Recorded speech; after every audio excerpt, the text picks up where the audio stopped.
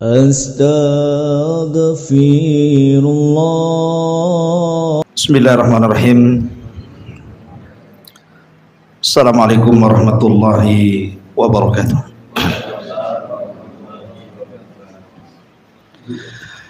Alhamdulillah wassalatu wassalamu ala Rasulillah wa ala alihi wa sahbihi wa mawalah wa la hawla wa la quwata illa billahi wa ba'du. Kita lanjutkan kajian tafsir surah pendek dalam juz amma, dan kita masuk pada surah At-Takatsur. Ma'asyiral muslimin yang dimuliakan Allah Subhanahu wa taala, surah At-Takatsur ini dalam tertib mushaf masuk pada nomor urut ke-102 dengan 8 ayat dan memiliki 28 kalimat serta 122 huruf. Adapun apakah dia makkiyah ataupun madaniyah, terjadi silang pendapat di antara ulama. Ada yang mengatakan dia makkiyah, ditinjau dari asbab nuzul, dan juga ada yang mengatakan madaniyah juga karena ditinjau dari asbab nuzul yang lain. Nanti kita akan lihat dari segi mana dia makkiyah dan dari segi mana dia madaniyah. Kita baca dulu ayat. A'udzubillahi minasyaitonirrajim. Bismillahirrahmanirrahim. Alhaakumut takatsur hatta zurtumul maqabir. Alhaakumut takatsur, telah melalaikan kalian at-takatsur, berlomba-lombanya kalian dalam memperbanyak dunia. Hatta zurtumul maqabir, sehingga kalian pergi dan kalian dikuburkan di kuburan. Ma'asyiral muslimin yang dimuliakan Allah Subhanahu wa taala,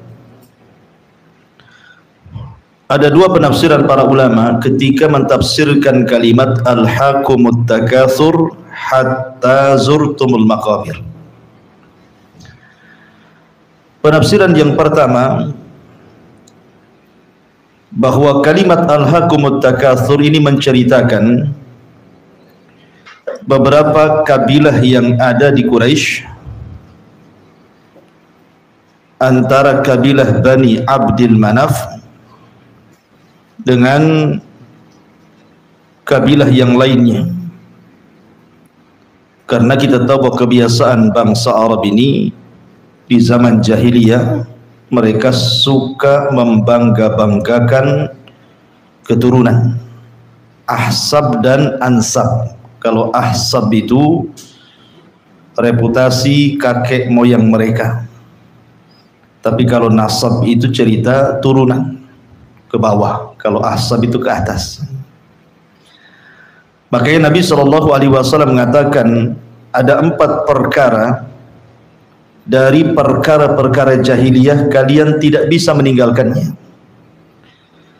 Salah satunya Nabi mengatakan al-fakhru fil ansab, al-fakhru fil ahsab wa ta'nu fil ansab, berbangga dengan ahsab dan mencela nasab. Karena berbangga mereka, jadi mereka menghitung orang-orang sukses di antara mereka, bahwa kabilah kami, lihat orang kayanya 100 orang gitu ya, pendekarnya 100 orang, orang-orang suksesnya 100 orang, nah gitu ya. Nanti kabilah lain menghitung juga, oh kami lebih banyak.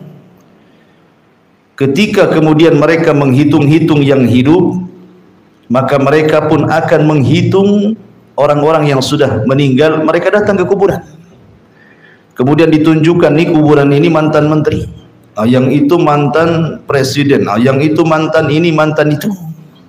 Maka yang satunya juga sama nih, kuburan ini juga sama, sampai hitung kuburan, kan orang-orang jahiliyah itu. Ya. Makanya kemudian Allah Subhanahu wa taala mengatakan alhaakumut takatsur hatta zurtumul maqabir. Ketika mereka menghitung orang hidup mereka dan sudah tidak ada lagi, maka mereka datang ke kuburan, kemudian mereka menghitung orang-orang yang sudah dikubur. Ya, orang-orang jahiliyah.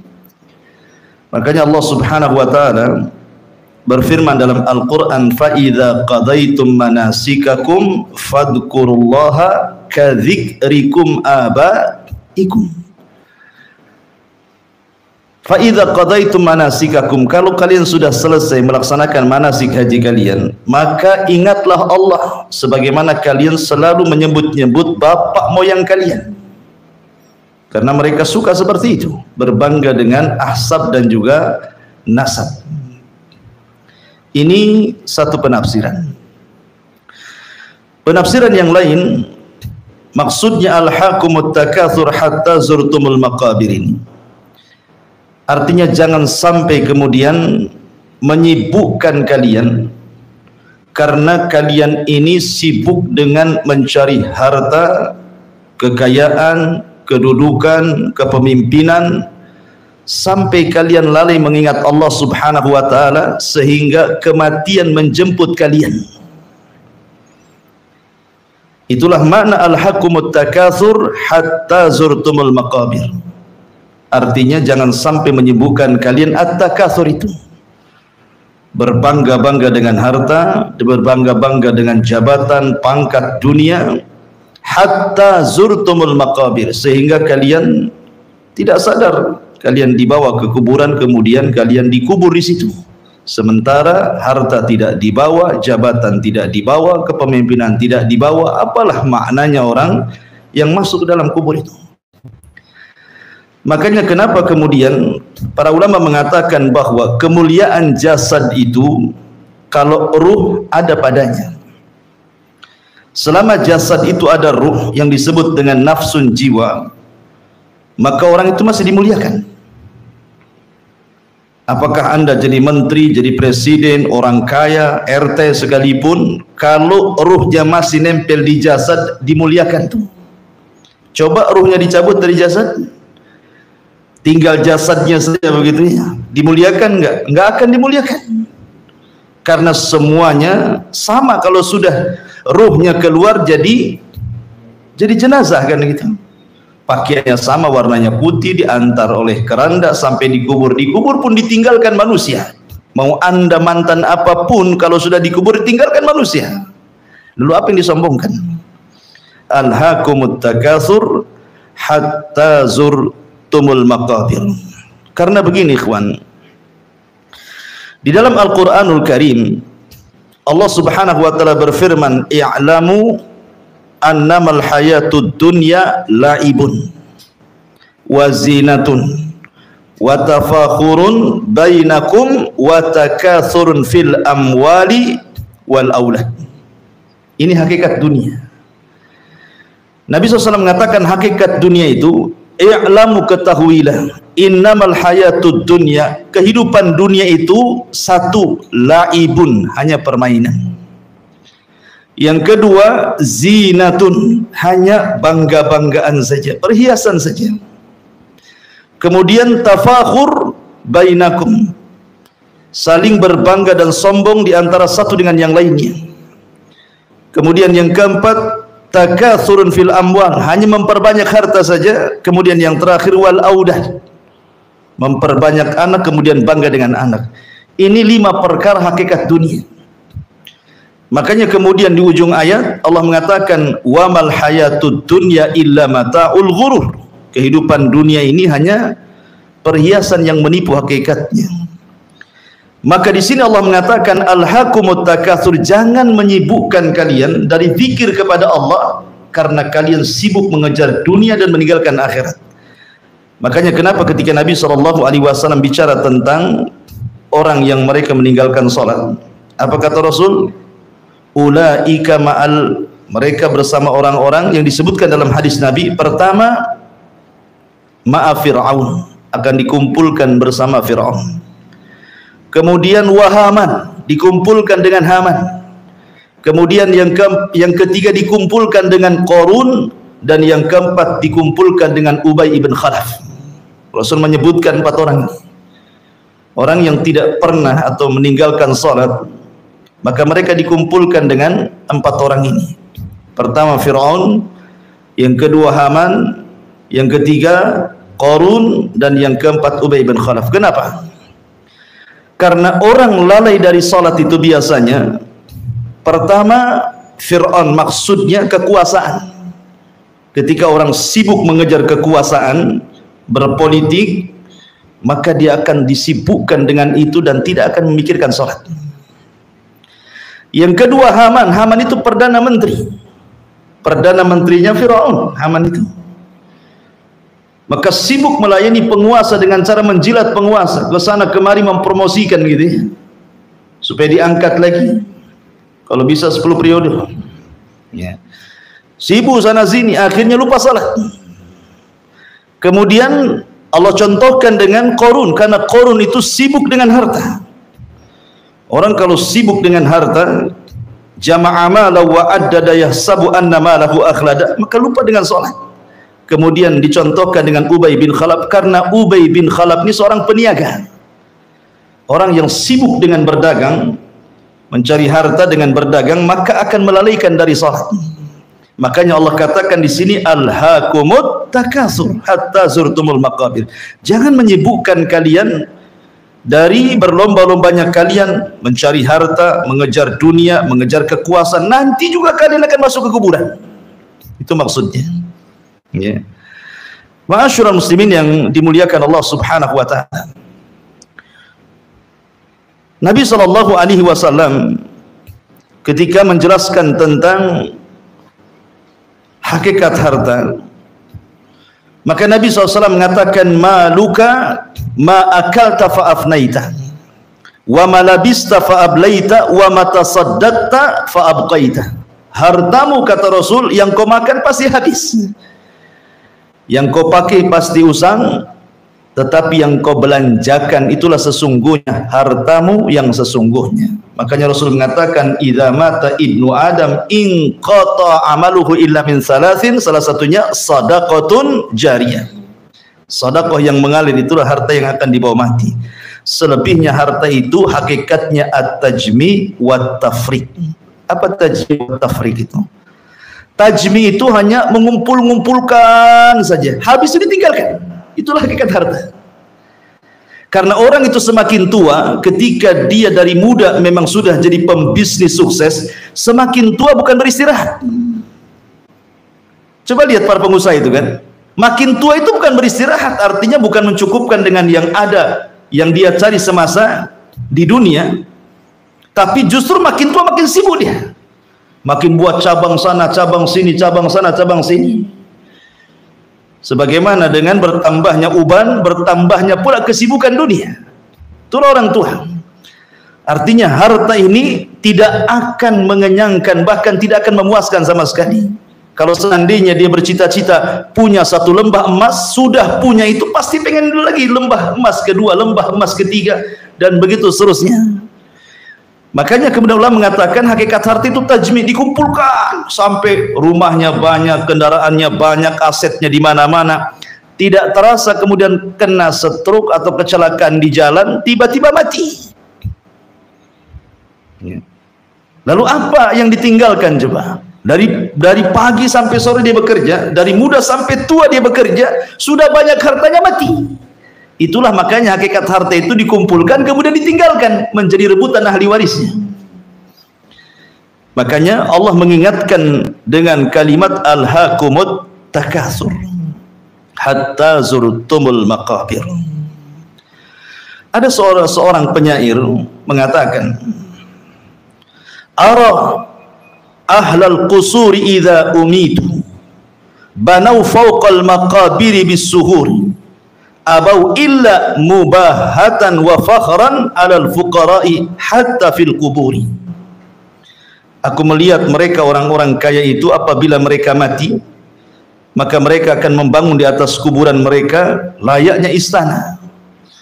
Mereka enggan kecuali hanya sekedar membangga-banggakan dirinya terhadap orang-orang fakir, sampai pun ketika mereka masuk ke dalam kuburan. Artinya bahwa sekaya apapun orang itu pasti mati. Fir'aun di mana sekarang? Di kuburan. Namrud di mana? Di kuburan. Kaum Ad yang kuat-kuat itu sekarang di kuburan. Kaum Samud, kaum Nuh, semua di kuburan. Dan ketika Nabi SAW mengistilahkan hatta zurtumul maqabir, ketika kita ke kuburan, apa bahasanya? Ziarah kubur kan? Ziarah kubur. Kalimat ziarah itu bukan menetap, namanya ziarah. Antum datang ke rumah saya, ana ziarah ke rumah Abu Humairah. Apakah kemudian ketika antum masuk rumah saya, antum tidak mau pergi sampai mati di situ? Enggak kan? Paling sebentar saja ziarah itu. Namanya ziarah kan mampir, ngobrol, terus pulang. Artinya bahwa kuburan itu juga tempat ziarah. Karena ada alam lain selain kuburan. Namanya akhirat nanti, padang mahsyar, ada surga dan neraka. Di kuburan pun mampir. Bukan selamanya orang di kuburan itu. Sebagaimana orang di dunia juga mampir, di kuburan juga mampir. Nanti hakikat kehidupan itu imma fil jannah wa imma finnar. Boleh jadi orang itu masuk ke neraka, naudzubillah, atau boleh jadi dia masuk ke dalam surga. Jadi kalau kuburan saja, ziarah saja, apalagi kehidupan dunia. Makanya Nabi SAW mengatakan kepada Ibnu Umar dan mengatakan kun fid dunya ka'annaka gharib aw abiru sabil, kan gitu ya. Wahai Ibnu Umar, jadikan di dunia itu seperti orang asing atau seperti seorang musafir yang hanya singgah sebentar kemudian melanjutkan perjalanan.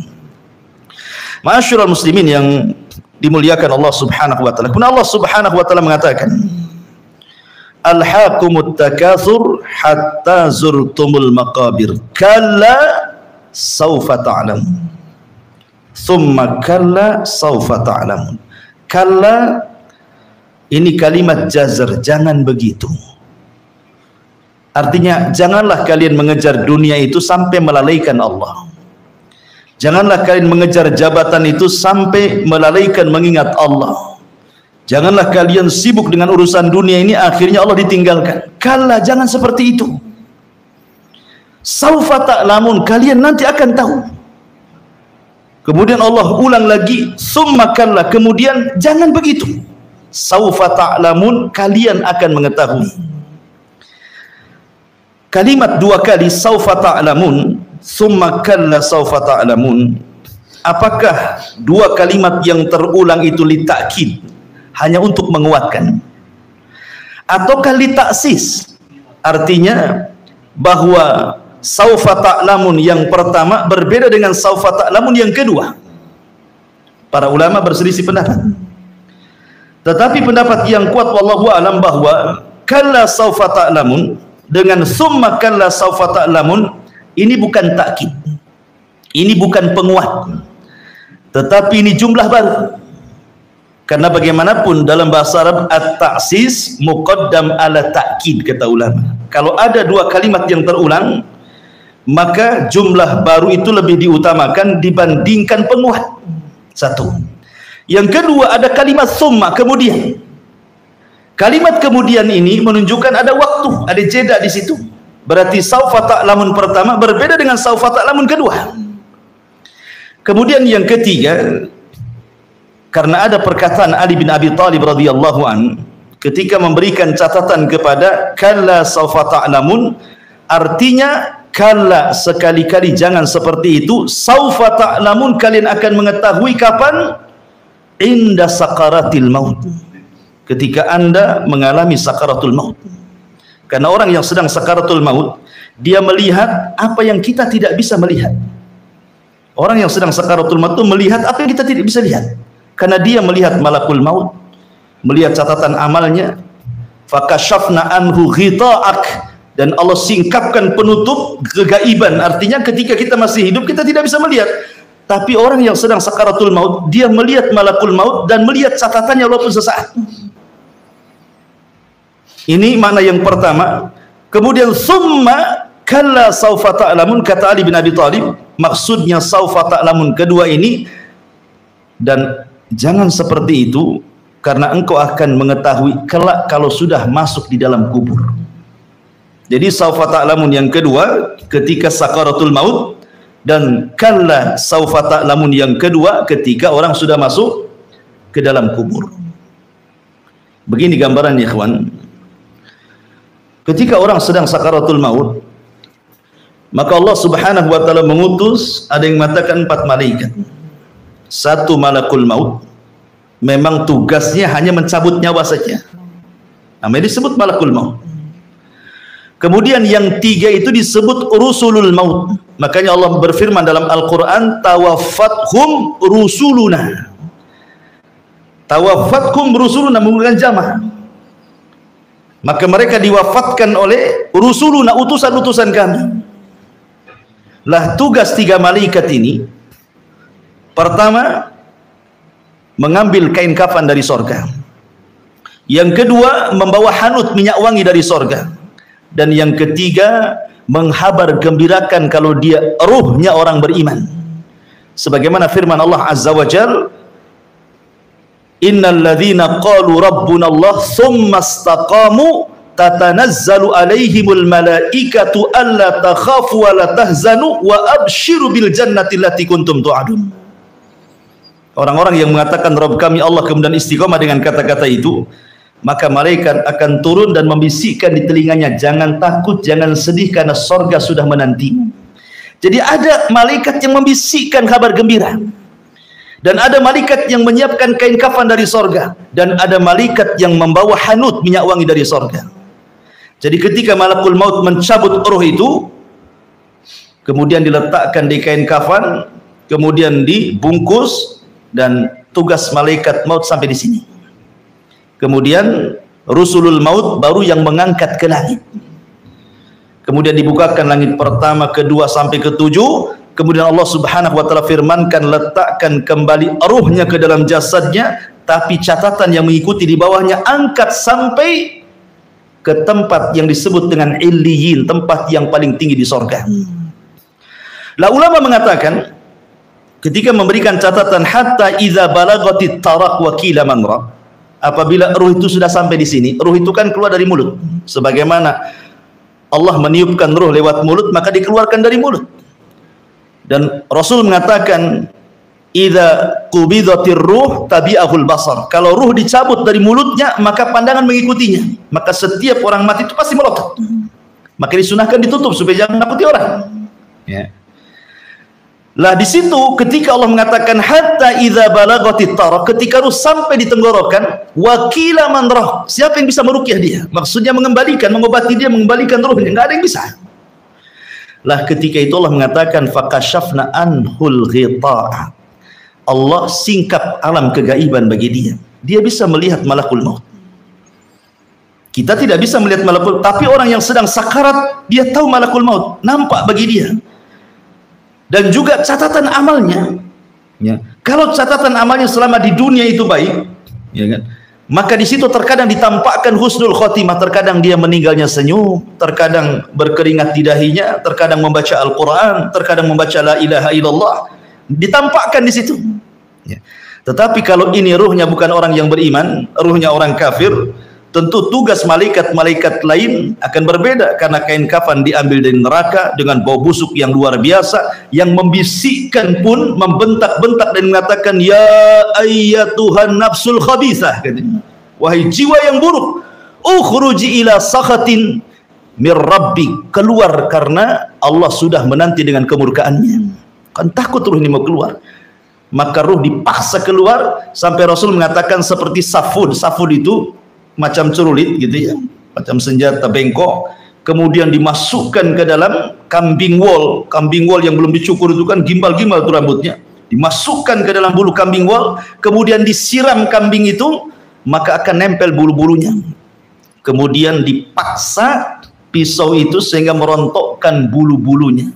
Begitulah Allah gambarkan lewat lisan Rasul bagaimana kematian orang kafir. Lah saat itulah maka orang itu akan menyesal. Di situ akan terjadi penyesalan saat sakaratul maut. Makanya Allah mengatakan, kalla saufa ta'lamun, sekali-kali jangan begitu. Saufa ta'lamun, engkau akan mengetahui, hari itu pasti datang sakarat maut itu. Karena orang kalau sudah terlalaikan dengan dunia, dia akan merasa bahwa hidupnya dikekalkan. Makanya Allah mengatakan, jama'a mala wa adada yahsabu anna malahu akhlada, kan gitu ya. Orang kalau sudah mengumpulkan harta, dia akan lupa kalau dia akan mati biasanya. Akan lupa kalau dia akan mati. Apalagi cenderung kemudian dia dengan hartanya bermaksiat kepada Allah, makin lupa kehidupan akhirat itu. Makanya jangan, Allah mengingatkan di sini, jangan seperti itu, jangan dilalaikan kalian. Jangan seperti itu. Ataupun di sini Allah mengatakan tsumma kalla saufa ta'lamun. Ini taksis kalimat kedua, berbeda dengan kalimat yang pertama, kata Ali bin Abi Thalib. Kemudian jangan seperti itu.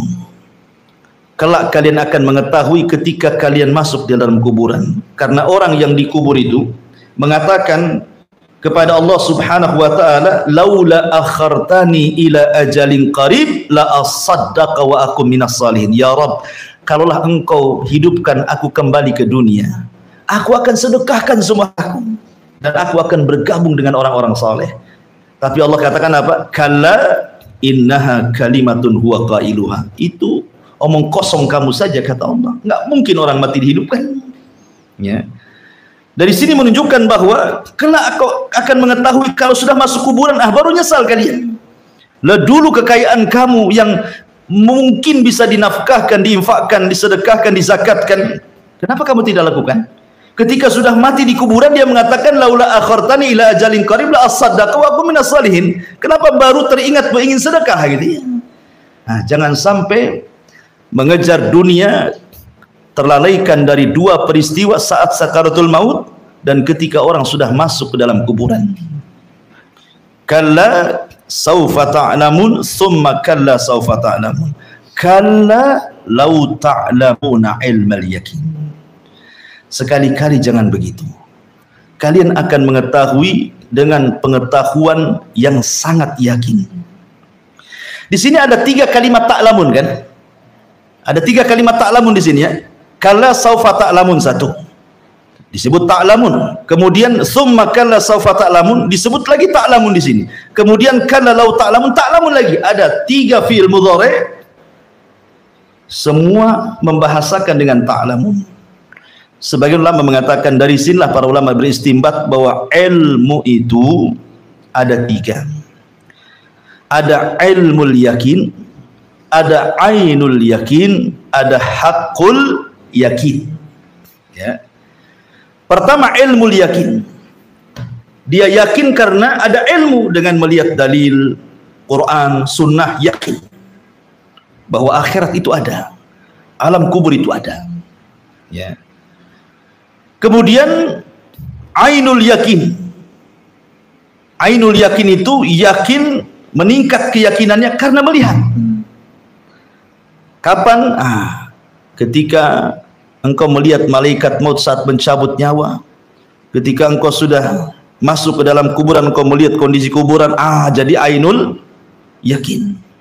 Hakul yakin ini kalau sudah merasakan apa yang dirasakan dari azab kubur atau nikmat kubur.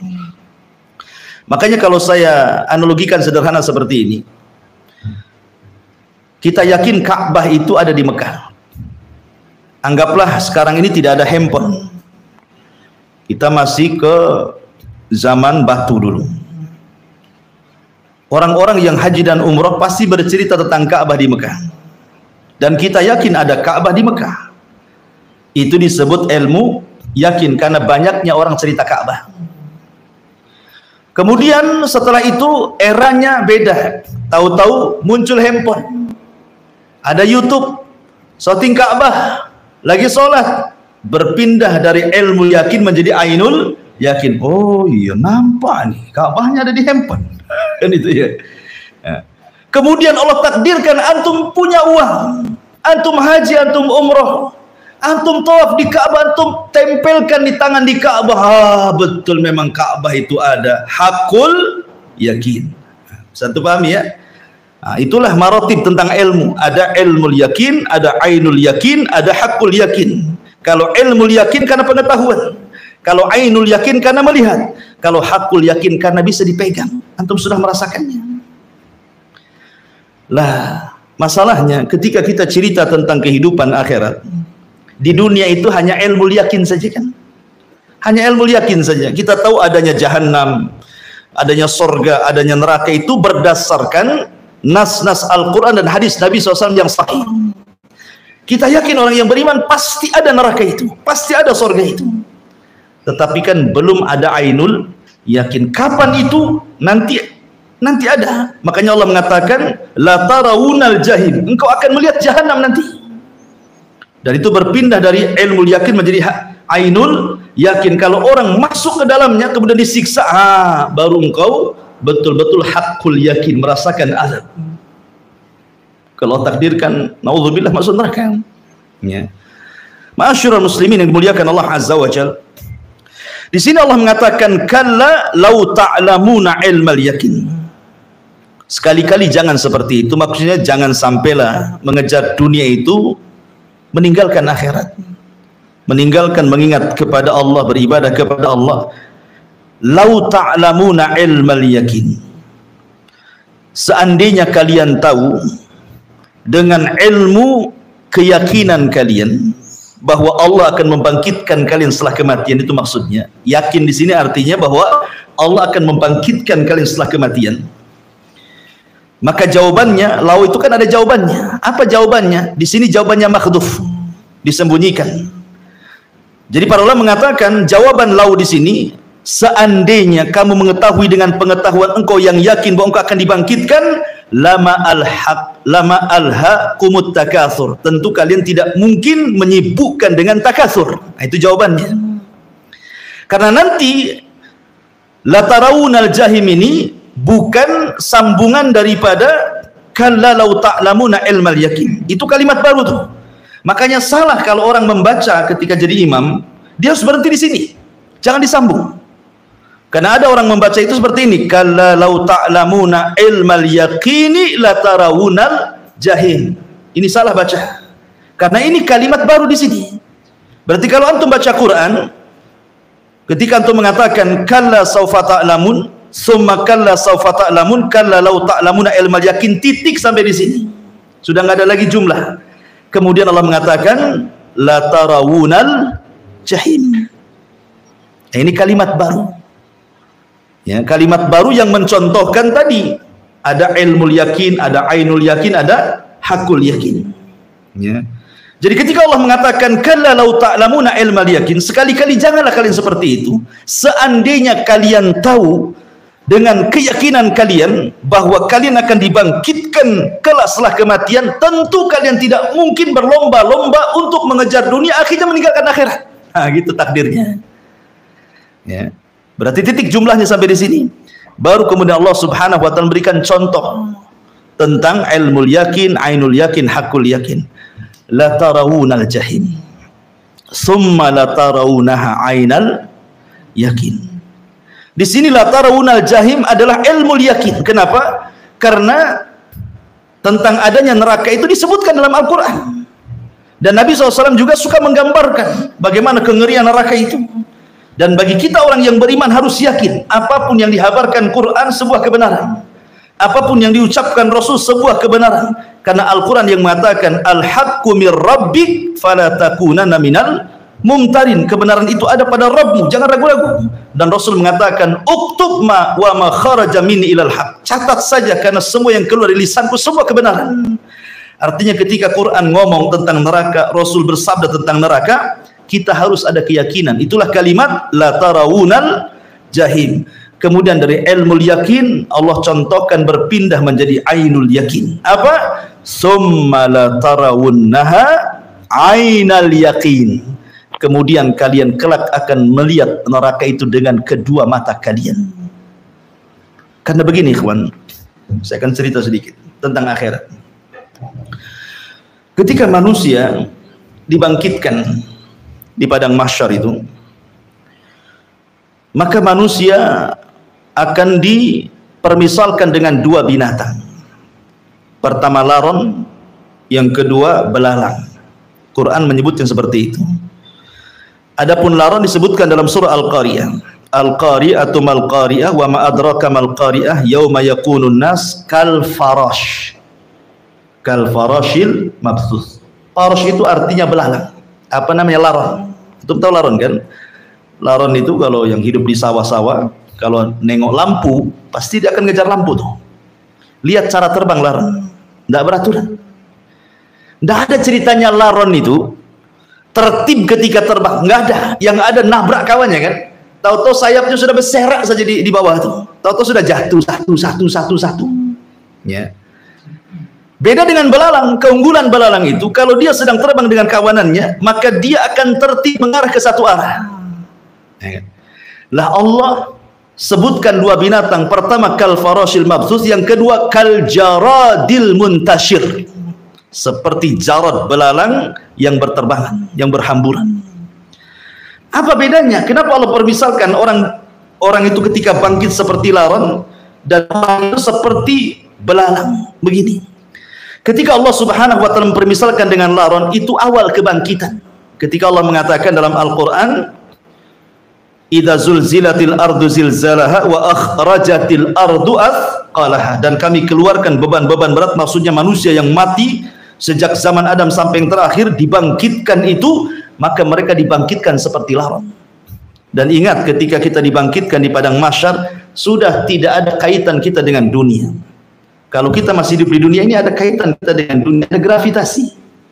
Berarti kita ada hubung kait dengan dunia kan?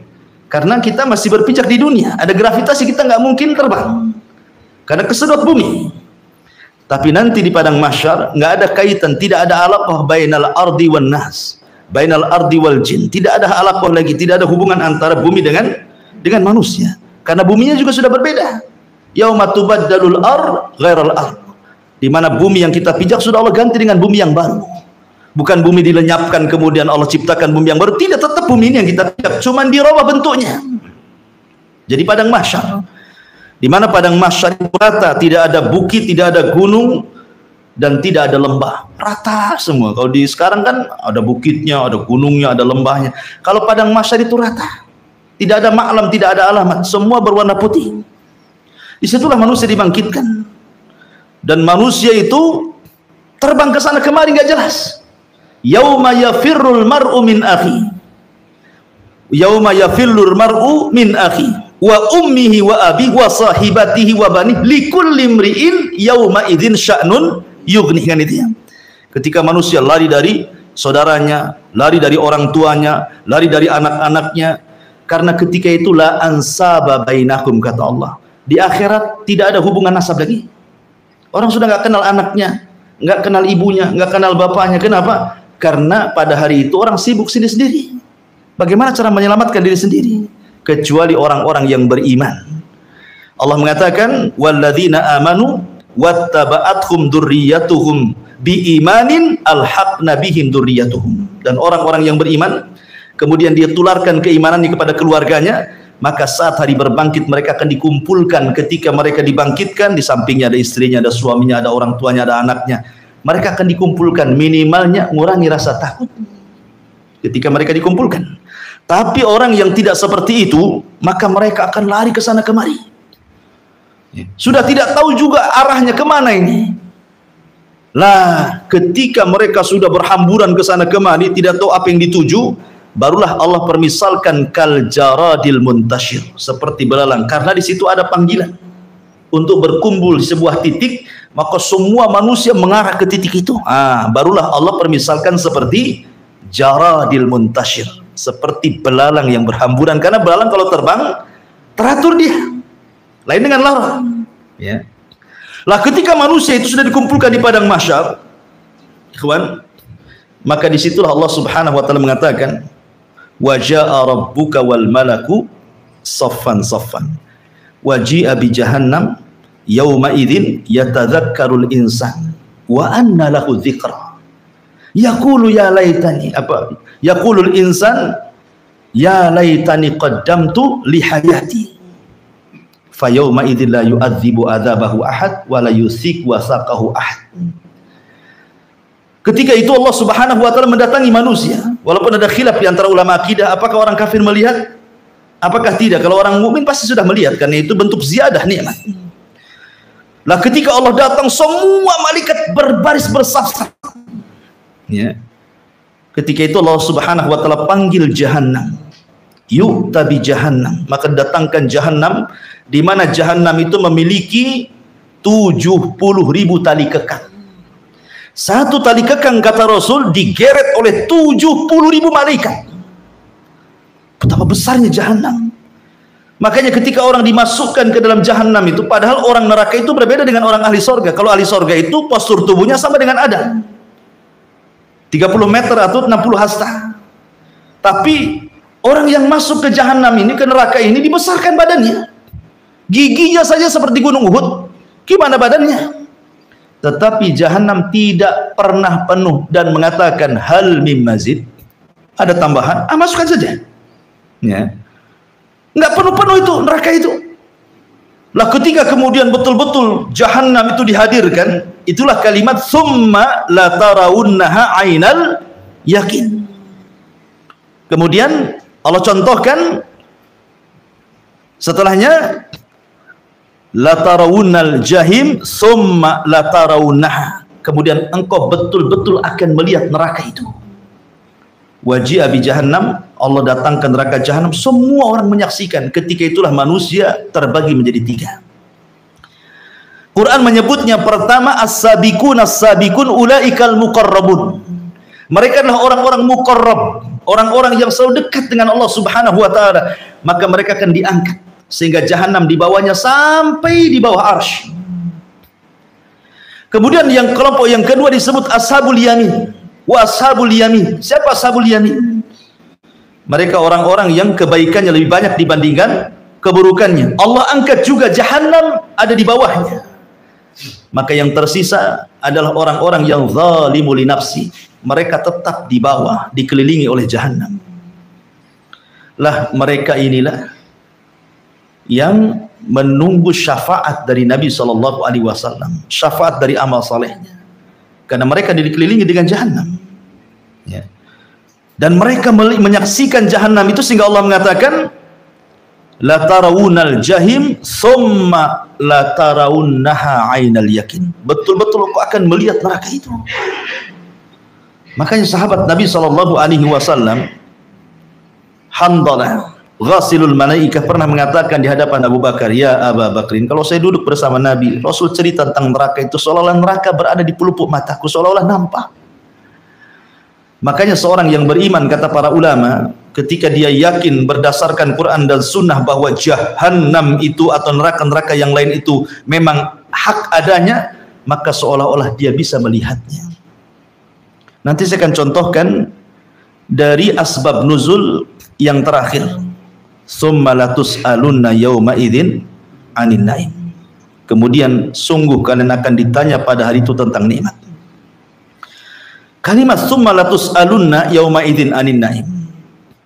Ada seorang penyair mengatakan, walau ana idza mitna turikna lakana al-mautu rahata kull hayyin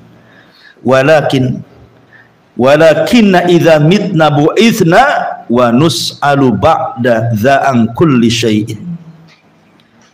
Kata penyair mengatakan, ada yang mengatakan ini perkataan Ali bin Thalib, kalaulah kita dimatikan oleh Allah, diwafatkan oleh Allah, habis itu Allah tinggalkan, nggak dihisab, nggak diazab, tentu kematian sebuah istirahat bagi setiap orang yang hidup. Kalau seandainya orang habis mati selesai gitu ya, nggak diapa-apain, tentu kematian sebuah istirahat. Pantaslah orang itu untuk bunuh diri, menyelesaikan keperitan hidup dunia, bunuh diri sajalah. Tetapi walakinna idza mitna bu'isna, masalahnya apabila kita mati kemudian kita dibangkitkan, wa nus'alu ba'da dza'an kulli syai'in, kemudian ditanya segala sesuatu yang kita lakukan di dunia. Ini masalah. Ya. Semua akan ditanya masalahnya. Summa latus'aluna yauma idzin 'anin naim. Kisah ini ada asbab nuzulnya. Kalau asbab nuzul al-hakumut takatsur, ini cerita orang Mekah. Berarti dari segi ini disebut Makkiyah. Tapi kalau dari segi summa latus'aluna yauma idzin 'anin naim, ini asbab nuzulnya Madani. Jadi ada sebuah riwayat yang sahih Ketika Madinah suatu ketika dilanda musim pacaklik hebat. Sampai orang sudah kelaparan. Makanan tinggal sedikit. Maka tiba-tiba Abu Bakar dan Umar radhiyallahu anhuma keluar. Fi waktu zahir, di waktu ketika panas terik. Orang Arab itu jarang keluar di waktu itu karena panas ekstrim di sana itu.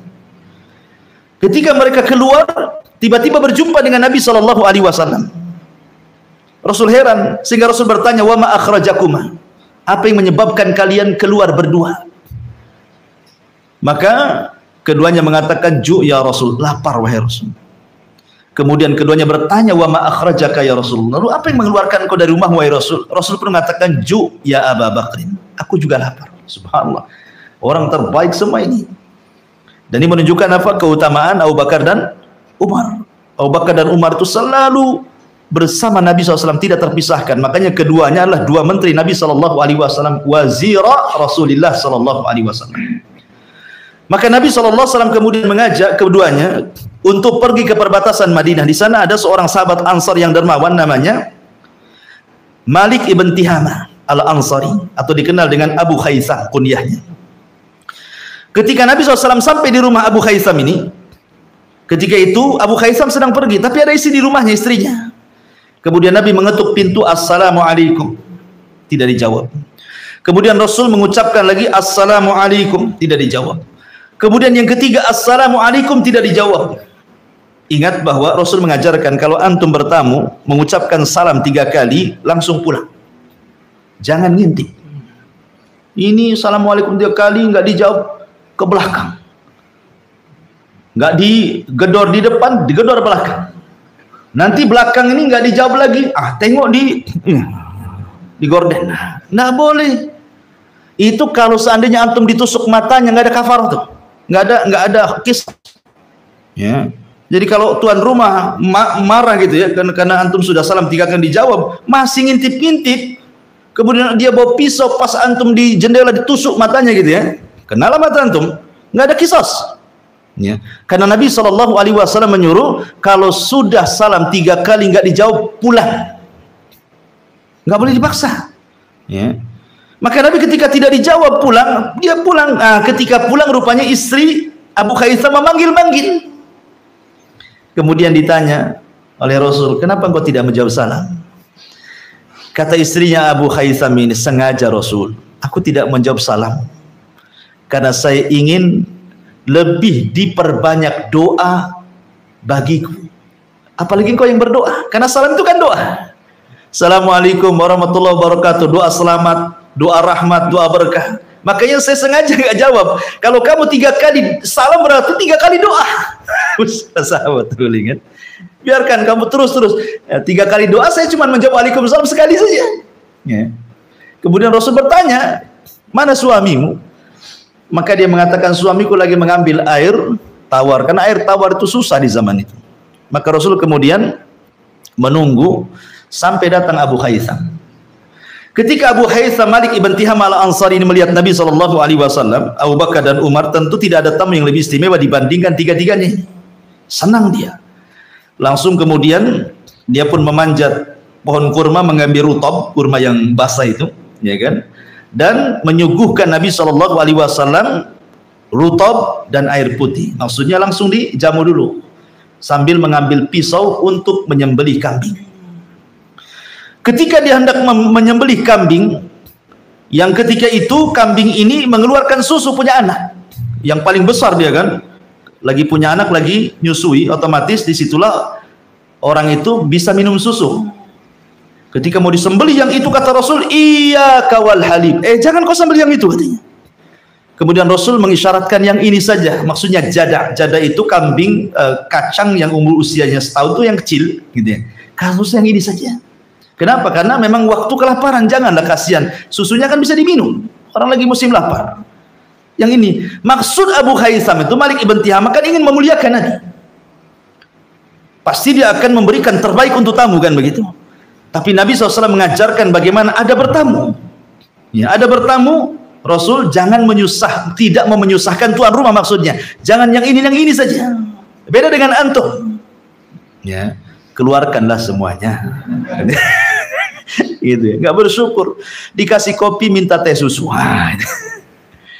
Jadi Nabi ingin meringankan, makanya kemudian Nabi menyuruh yang ini. Akhirnya disembelih jadah itu, kemudian dikuliti dan direbus, kemudian dihidangkan. Rasul sudah minum, sudah makan tamar, dihidangkanlah itu daging rebusan itu.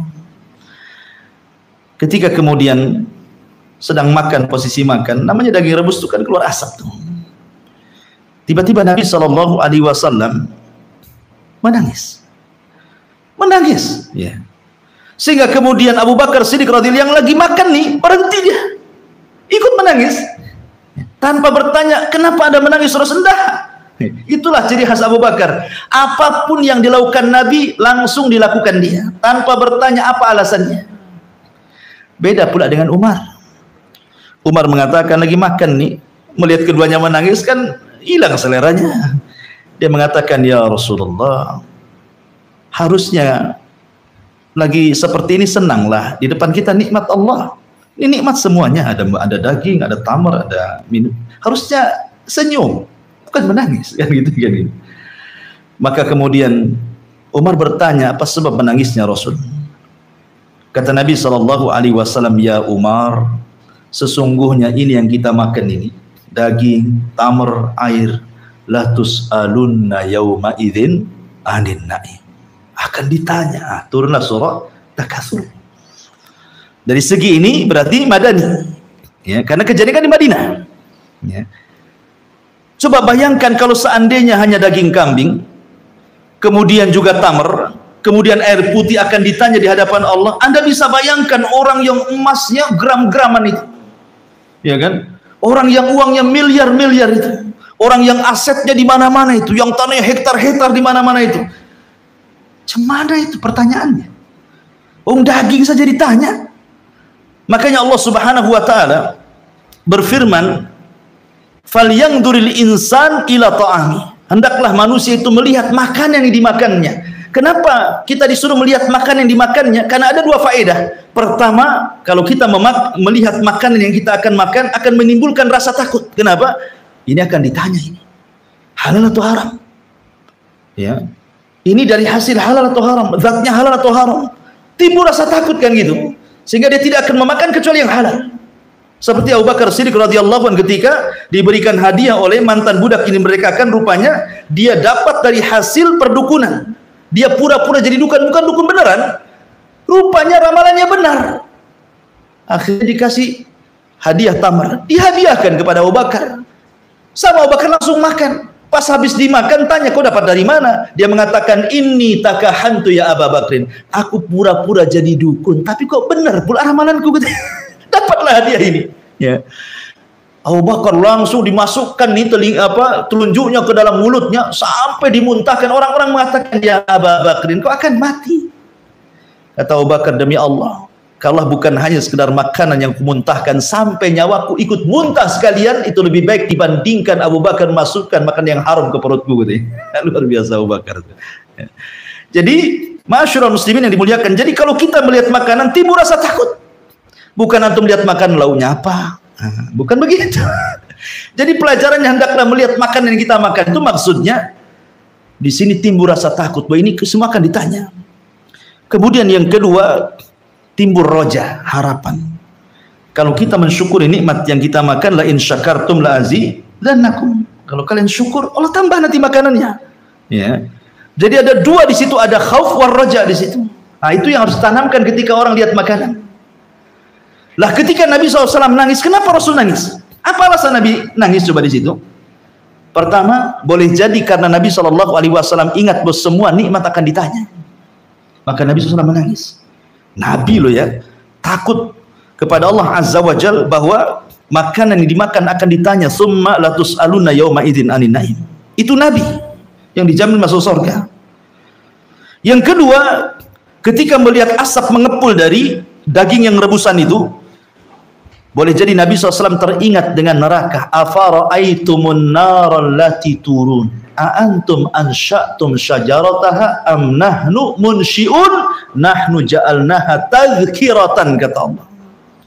Apa kata Allah? Afara'aitumun naral lati turun. Tidakkah kau lihat api yang kau nyalakan itu? Kita sering melihat ada kebakaran rumah, kebakaran hutan, apalagi dengan ada medsos ini setiap hari kita lihat kebakaran. Tidakkah kau lihat api yang kau lihat itu? Pertanyaannya, siapa yang menyalakan api itu? Aku atau kalian? Sesungguhnya aku jadikan api itu tadhkirah. Ketika kita melihat api di dunia, seolah-olah kita diingatkan api di akhirat, itu maksudnya. Ya. Ma'asyiral muslimin yang dimuliakan Allah Azza wa Jalla, maka Nabi SAW mengajarkan hal yang luar biasa, bahwa kita harus takut bahwa nikmat akan ditanya. Yang kedua, kita diingatkan dengan akhirat. Maka surah At-Takatsur ini, ikhwatu fiddin muliakan Allah Azza wa Jalla, adalah peringatan besar bagi kita. Kemudian para ulama berselisih pendapat, tsumma latus'alunna yauma idzin 'anin na'im. Kemudian kalian akan ditanya pada hari itu tentang nikmat. Nikmat apa yang akan ditanya? Pendapat yang pertama, dan itu pendapat Abdullah ibn Mas'ud radhiyallahu an, mengatakan ketika mentafsirkan tsumma latus'alunna 'anin na'im, ay al-amnu was-sihhatu. Rasa aman dan juga kesehatan ini akan ditanya. Karena kalau orang itu aman, negara ini aman, pasti orang-orangnya akan sehat kan. Coba lihat negara yang tidak aman itu di Yaman tuh, atau di Suriah, akhirnya mengungsi, kesehatannya masalah kan. Karena untuk cari uang aja susah, apalagi beli makan.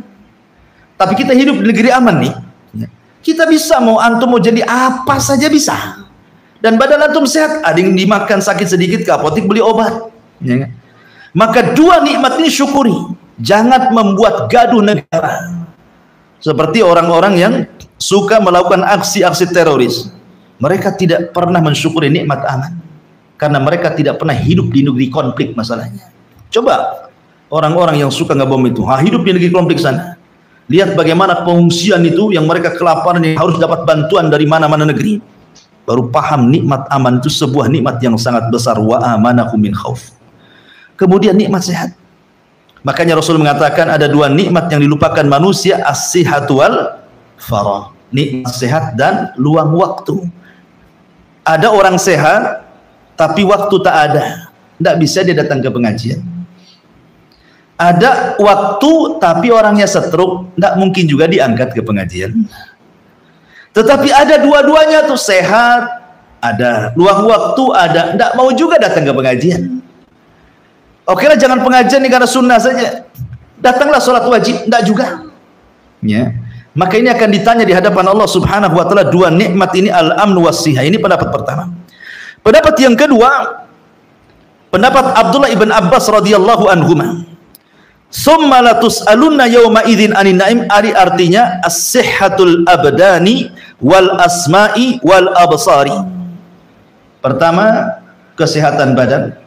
Yang kedua, pendengaran. Yang ketiga, penglihatan. Semua akan ditanya.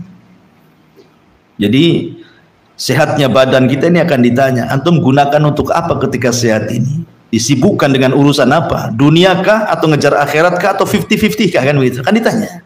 Termasuk pendengaran ini nikmat Allah. Antum mendengarkan apa setiap hari? Karena ada orang setiap hari itu musik aja, mulai dari muda sampai tua, karena dia musisi masalahnya. Ya kan? Musisi amatir. Suaranya nggak jelas tapi terus saja dia dengar musik kan itu. Nah, itu kan ditanya tuh. Kemudian penglihatan. Makanya dahulu Nabi SAW menceritakan tentang kisah seorang Bani Israel yang tidak pernah maksiat, satu maksiat pun seumur hidupnya. Masya Allah, ada ya orang kayak gitu di zaman Bani Israel. Tapi ya, kemudian Allah wafatkan, kemudian Allah berdirikan di pintu sorga, kemudian Allah katakan udkhulil jannah bi rahmati, masuklah kau ke dalam sorga karena rahmatku. Tidak mau dia mengatakan, ya Rabb, orang masuk sorga karena rahmatku kalau sebelumnya berbuat dosa. Kemudian kau kasihi dia, kau rahmati dia, wajar dia masuk surga karena rahmatmu, karena dia pernah melakukan dosa. Lah aku tidak pernah melakukan dosa, aku tidak mau masuk surga karena rahmatmu, masukkan aku karena amalanku. Kata Allah, baik, kalau gitu hitung pahalamu. Nah, hitung pahalamu berapa? Dihitung pahalanya, rupanya sekian banyak pahala, tidak bisa menandingi nikmat penglihatan. Karena dia takut tidak masuk surga, akhirnya mengatakan, ya sudah ya Rabb, masukkan aja aku dengan rahmatmu. Ya, karena orang masuk surga karena rahmat Allah, orang masuk neraka karena keadilan Allah. Sebab kalau orang masuk surga karena keadilan Allah, tidak ada orang masuk surga satu orang pun. Karena adil itu kalau antum beramal soleh satu diganjar satu. Sementara antum usia berapa? Paling tinggi 70 tahun meninggal. Sementara kekalnya di sorga dengan berbagai macam kenikmatan tidak imbang dengan kehidupan kita di dunia. Kalau orang masuk surga karena keadilan, nggak ada satupun orang masuk surga. Makanya orang masuk surga itu karena rahmat kasih sayang Allah. Karena Allah itu lebih penyayang dibandingkan makhluknya. Makanya Hasan Al-Basri kalau tidak salah, ketika ditanya, ya Hasan, kalau seandainya di akhirat kau dihisab, satu Allah yang menghisab kamu, dua ibumu yang menghisab kamu, kau pilih yang mana? Hasan Al-Basri mengatakan, tentu aku lebih dipilih dihisab Allah dibandingkan ibuku. Kenapa? Karena kasih sayang Allah jauh berlipat-lipat dibandingkan kasih sayang ibuku kepada. Padahal tidak mungkin seorang ibu tega sama anaknya kan? Tapi kasih sayang Allah jauh dibandingkan kasih sayang siapapun dari makhluknya. Ini yang kedua. Yang ketiga,